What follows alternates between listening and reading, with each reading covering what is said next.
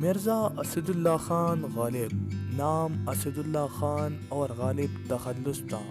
وہ 1797 کو اکبر آباد آگرہ میں پیدا ہوئے۔ والد کا نام عبداللہ بیگ تھا۔ آباء و اجداد کا پیشہ سپاہ گری تھا۔ بچپن ہی میں یتیم ہو گئے تھے۔ والد کے وفات کے بعد ان کی سرپرستی نانا نے کی۔ غالب کی زندگی کا زیادہ حصہ دلی میں گزارا۔ غالب نے 1857 کی جنگ آزادی کے نتیجے میں دلی کی تباہی کے مناظر اپنے آنکھوں سے دیکھے۔ غالب کی آمدنی اگرچہ اس دور کے لحاظ سے معقول تھی، مگر اپنے شاہ خرچوں کی وجہ سے اکثر مقروض رہتے تھے۔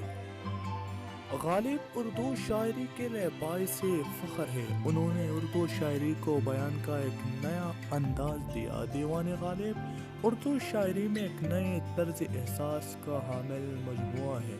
بیان کی شگفتگی اور صوفیانہ خیالات کے اظہار میں بے تکلفی ان کے کلام کے شعری حسن میں اضافہ کیا ہے۔ ان کی شاعری اسی طرح صدر رنگ ہے جس طرح ان کے دل کی حسرتیں ہیں۔ وہ 15 فروری 1829 کو انتقال کر گئے اور دلی کے بستے نظام میں دفن ہوئے۔